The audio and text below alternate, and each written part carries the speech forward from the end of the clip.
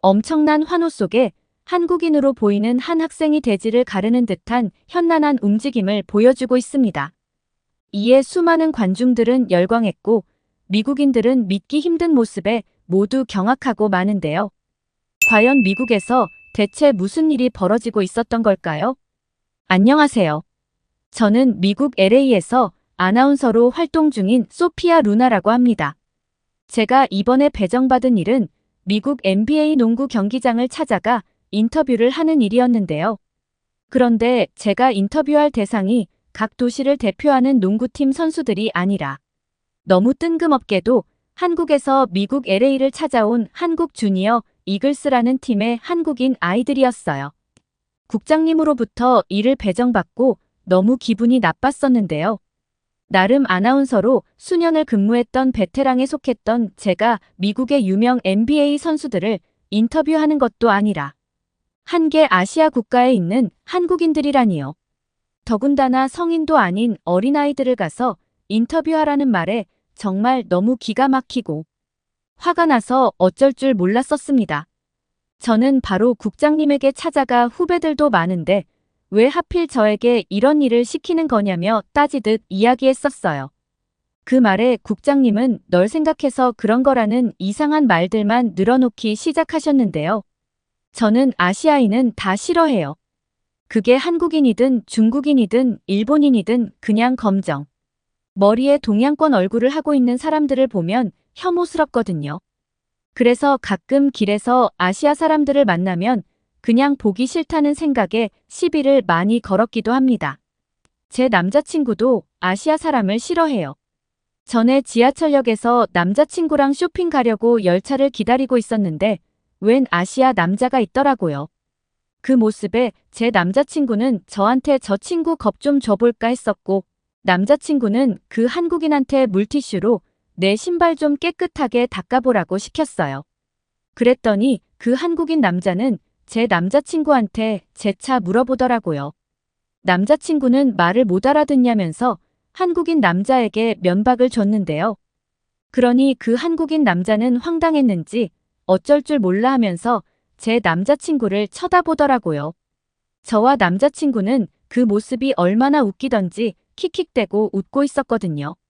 그런데 그 한국인이 그 자리에서 일어나더니 다른 곳으로 가더라고요.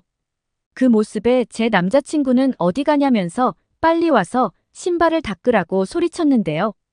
그 소리에 그 한국인 남자가 가던 걸음을 멈추더니 저희에게 다시 오더라고요.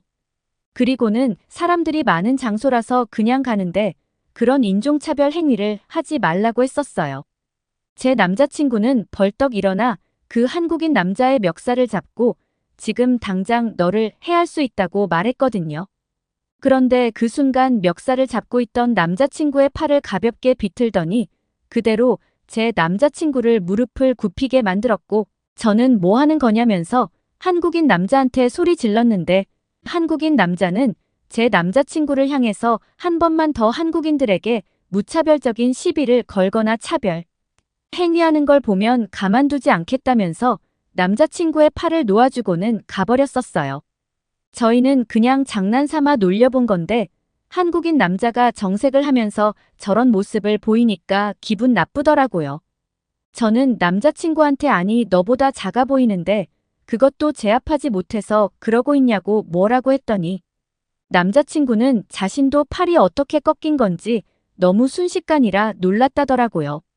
그러면서 다음에 다시 만나면 가만두지 않겠다는 말을 했었죠.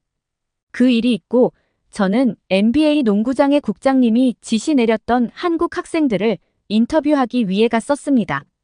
농구장에는 수많은 미국인들이 경기장을 꽉 채우고 있었어요.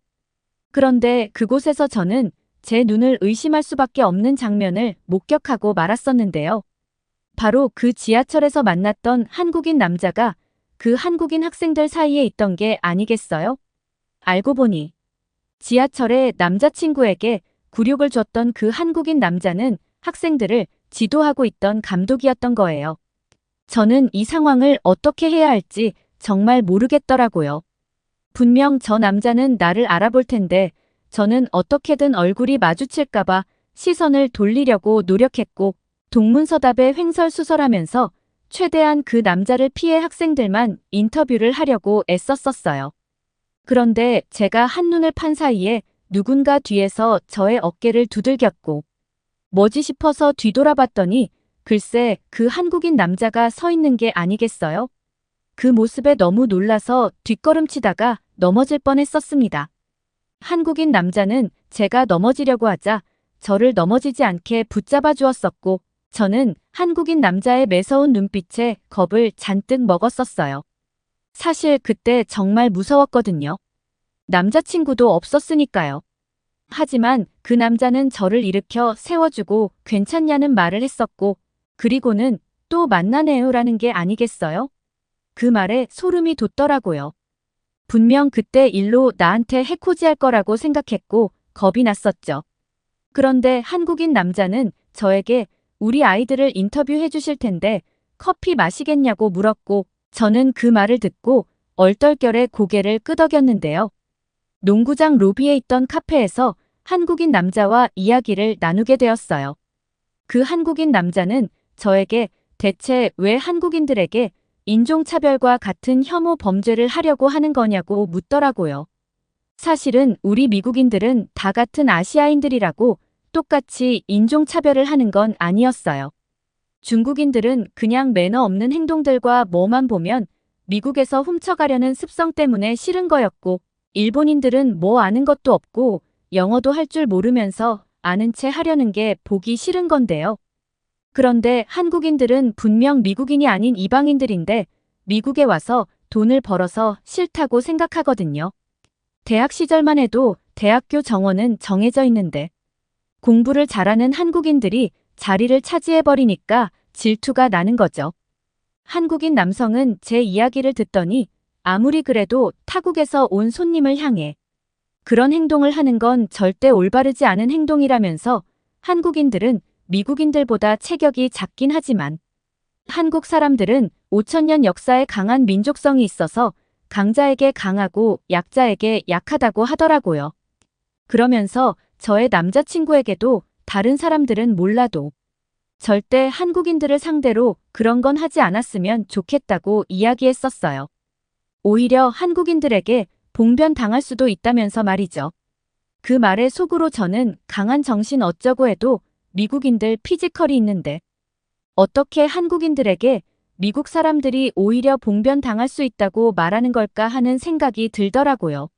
실제로 이 한국인 남자가 인솔에서 데려왔던 한국인 학생들은 미국 학생들보다 머리 하나가 작을 정도로 체구가 작아 보였거든요.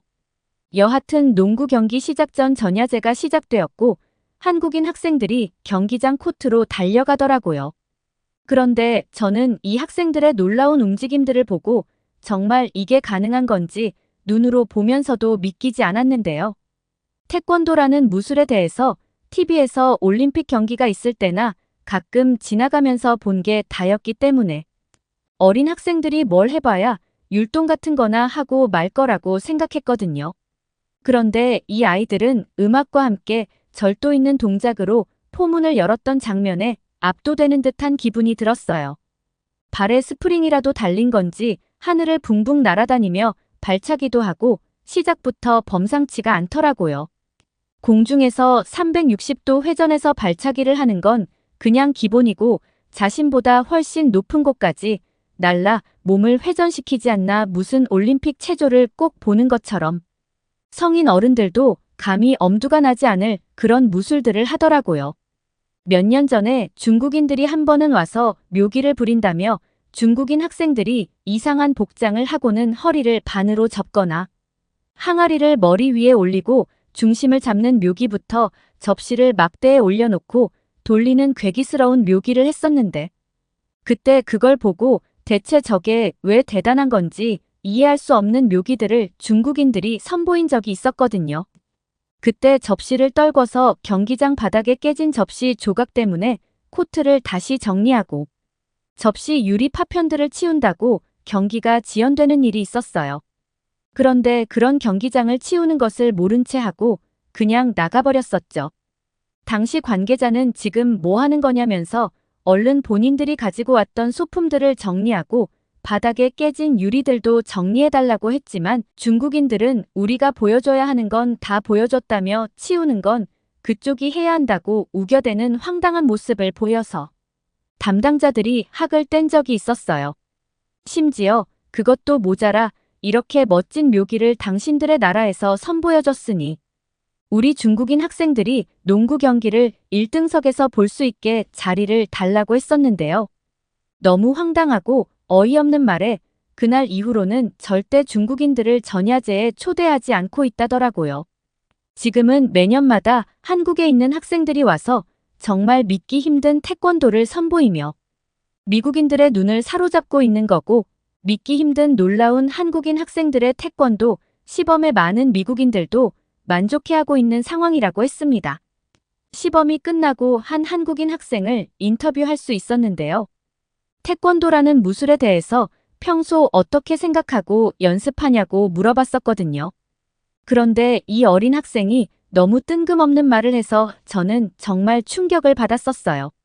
뭐라고 했었냐면 이렇게 먼 나라에 와서 한국의 전통 무술인 태권도를 선보일 수 있는 것에 매우 감사하게 생각하고 태권도를 제가 배우고 수련하는 목적은 단순한 무술의 개념을 넘어서 사람다운 사람, 즉 인간의 신체적 조건과 아울러 정신적으로도 성장하고자 하는 것에 있다고 말하는 게 아니겠어요. 사실 주변에 이런 격투 무술을 배운 사람들이 약자를 대할 때 항상 자신의 강함을 내세우고 그것이 무기가 되어 타인을 괴롭히는 모습들을 보면 항상 자신은 저러지 말아야 한다고 생각한대요. 그러더니 글쎄 태권도는 뛰어난 무술뿐만 아니라 인간 생활의 광범위한 적응력을 높여주고 인성과 인품 그리고 부모님과 어른들을 향한 예절과 태도를 배울 수 있어 좋다고 하더라고요. 저는 한국인 학생과 인터뷰를 하면서 학생의 말 한마디 한마디에 내가 그동안 아시아인이라는 이유만으로 얼마나 많은 인종차별을 하고 못되게 굴었던가 반성하게까지 되었는데요. 인터뷰를 마치고 학생에게 인터뷰에 응해줘서 고맙다고 이야기를 했더니 오히려 저에게 깍듯이 인사하고는 많은 미국인 분들에게 저희들의 이야기를 들려주셔서 감사하다며 인사를 하더라고요. 아마 그때를 시점으로 제가 한국을 바라보는 시각이 완전히 달라졌던 것 같아요.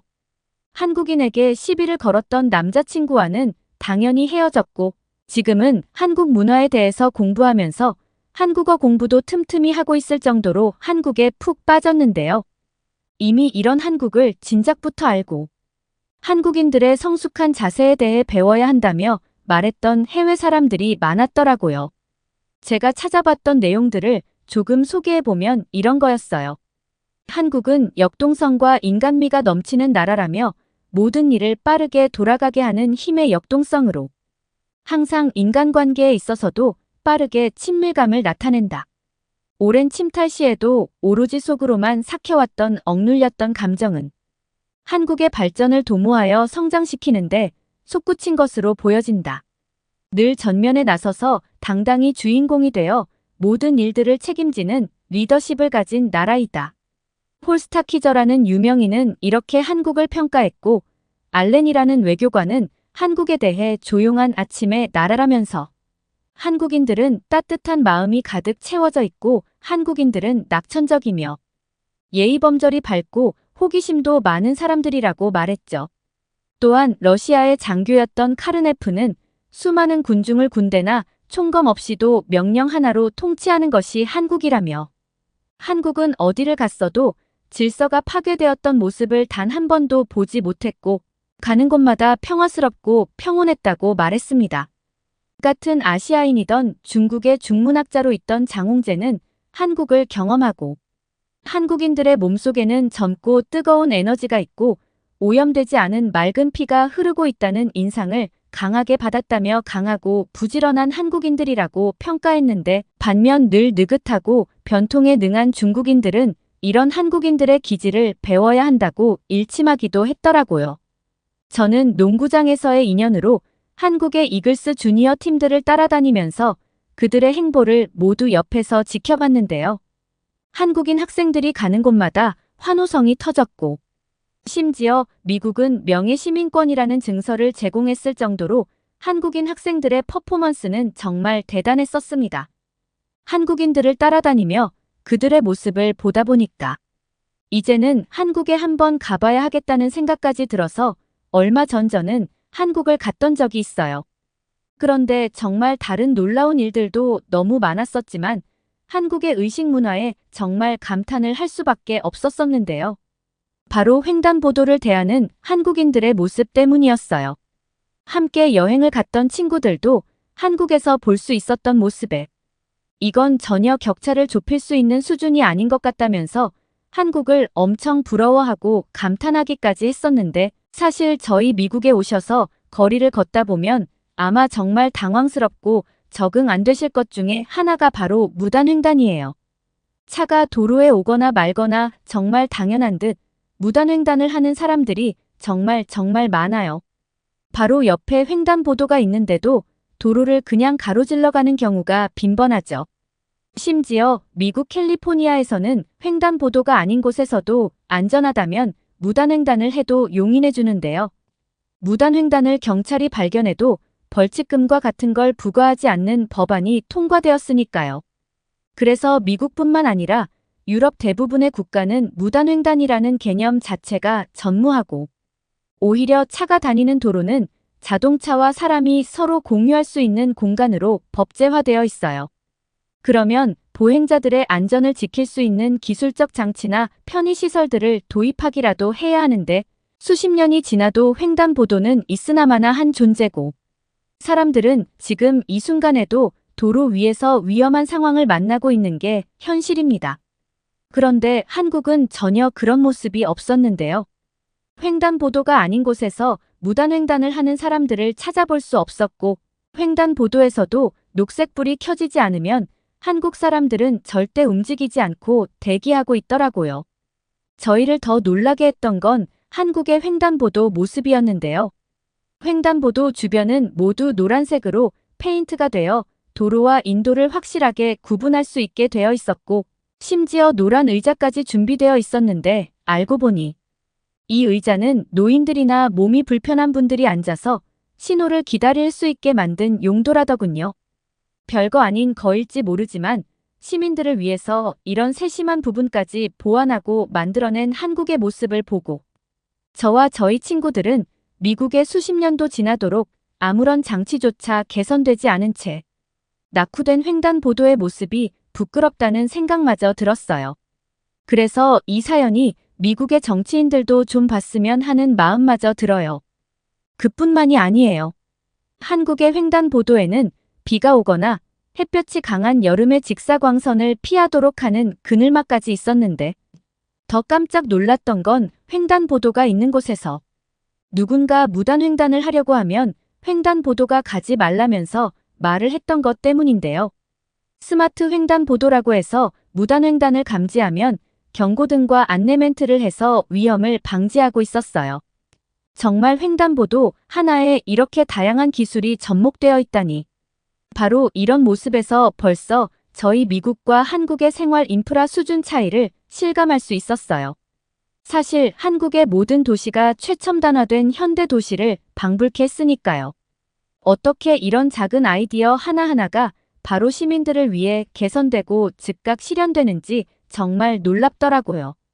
미국은 뭐 하나 작은 시설 하나 하려고 해도 각 노동조합부터 지역의회, 시민단체, 인권단체까지 거쳐서 몇 년은 지나야 시설이 보급될까 말까 한데 한국의 이런 선진화된 모습은 우리 미국이 좀 배웠으면 좋겠다는 생각이 들었습니다. 한국에서 저희는 미국에서 만났던 한국인 감독님과 연락해서 만날 수 있었어요. 한국의 태권도 도장을 구경시켜주겠다고 해서 저희는 감독님을 따라한 태권도장에 가볼 수 있었는데요. 그곳에는 많은 학생들이 도복을 입고 열심히 수련에 열중하는 모습들을 보여주고 있었어요. 그 기백이 얼마나 대단한지 학생들의 기합 소리에 움찔해지기까지 하더라고요. 그런데 궁금한 게 생기더라고요. 그게 뭐였냐면 미국에서 한국 학생들이 보여줬던 군무에 대해서 궁금했거든요. 제가 찾아봤던 태권도는 도복 위에 안전장구를 착용하고 서로 겨루는 것과 품새라고 해서 순서에 맞게 절도 있는 동작을 하는 걸로 봤는데 제가 찾아봤던 태권도는 도복 위에 안전장구를 착용하고 서로 겨루는 것과 품새라고 해서 순서에 맞게 절도 있는 동작을 하는 걸로 봤는데 제가 미국에서 봤던 한국 학생들의 태권도는 그렇지 않았거든요. 음악과 함께 공중을 날아다녔고 엄청 화려한 모습들을 선보였었는데 그건 어떤 거냐고 물어봤었어요. 그랬더니 감독님은 그건 한국 태권도의 자유품새라는 종목이라고 알려주더라고요. 자유품새는 음악에 맞춰서 예측 불허한 표현을 자유롭게 하는 태권도 품새라고 이야기해 주셨는데요. 한국에는 지금은 아주 유명한 트로트 가수인 나라는 가수가 이자유 품새로 세계대회에서 우승했던 적이 있다더라고요. 이런 자유 품새를 제대로 시연하기 위해서는 기술력은 물론이고 연출부터 시범 선수들까지 본인만의 개성을 가지고 태권도를 표현할 수 있어야 하며 절도와 정확성 숙련도 역시 필수이기 때문에 사실 해외까지 나가 많은 다른 나라 사람들의 앞에서 시범을 보이기 위해선 엄청난 노력이 필요하다고 해줬어요. 그때 누군가 와서 저희에게 깍듯하게 인사해주는 학생이 있었는데요. 바로 제가 인터뷰했던 당시 이글스 주니어 팀의 주장이었던 학생이더라고요. 감독님의 특별한 제안으로 저희는 태권도장에서 인터뷰를 했던 학생 중심으로 다양한 태권도 시연을 볼 수 있었는데 얼마나 절도가 있는 건지 고요함 속에서 도복, 소리와 아이들의 당찬 기합 소리까지 그 모습에 정말 압도되는 기분을 느꼈어요. 온몸에 닭살이 돋아서 정말 그때는 진짜 닭 되는 줄 알았다니까요. 미국에는 사실 이렇다 할 전통 격투 무술은 없어요. 건법이라고 총질하는 걸 전통적인 미국의 무술이라고 부르니까요. 그렇다 보니 미국에서는 총기를 들고 다니는 사람들이 빈번해요. 심지어 총기로 인한 사고도 엄청나게 많죠. 작년에 텍사스에서 한인 가족인 인종차별 범죄로 총기를 난사해서 한인 가족들이 사망하는 사건이 있었어요. 뿐만 아니라 1년 전에는 한 미국인이 미국의 한 초등학교에서 총기를 난사해서 어린 초등학생 19명과 교사 2명이 총에 맞아 사망하는 사건도 있었는데요. 이런 사건 사고가 많은데 이걸 미국은 꼴의 미국의 전통 건법 무술이라고 부르고 있는 거죠. 그런데 한국의 태권도장에서 한국 아이들이 보여준 태권도라는 한국의 전통 무술은 그 무술의 위대함을 넘어 어른을 대하는 한국인 학생들의 예의범절까지 정말 대단한 나라가 아닌가 생각이 되었어요. 저는 여행을 마치고 미국에 다시 돌아가자마자 집 근처에 있는 태권도장을 수소문했는데요. 태권도를 배워보겠다는 생각이 들어서였어요. 미국에서 태권도 라이센스는 정말 엄청난 파괴력을 가지고 있을 만큼 큰 영향력을 인정받거든요. 아나운서 일을 마치면 저는 등록한 태권도장으로 달려가 태권도를 익히고 수련하는 데 집중했습니다. 그런데 어느 날 저는 태권도장에서 정말 믿기 힘든 일을 겪게 되었었어요. 어떻게 이런 일이 있는지 저는 태권도장에서 그 사람을 보자마자 너무 놀라워하면서 뛰어가 안아주었는데요. 바로 저희 엄마가 있었기 때문이었어요. 저희 부모님은 제가 사는 집에서 몇 킬로 떨어진 곳에 사시는데요.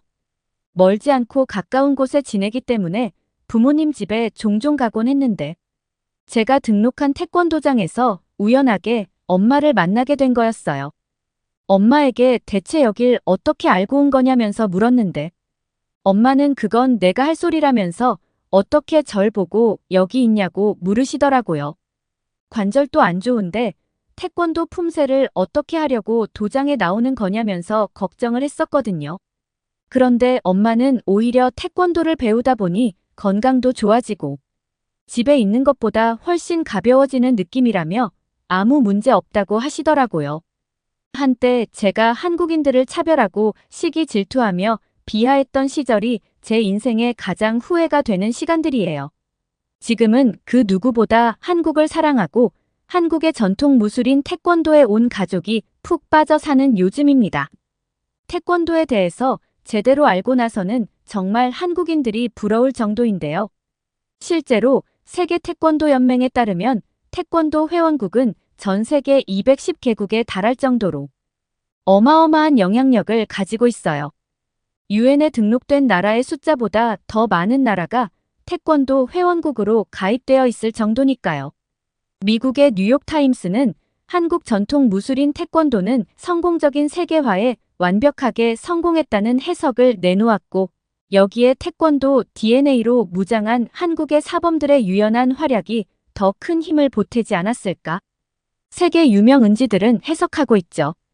한국을 넘어 먼 타국에서도 화려한 볼거리나 타격 중심의 단순 부도가 아닌 인성과 예절을 중시하는 태권도의 정신이 전 세계를 뒤흔들고 있는 요즘입니다.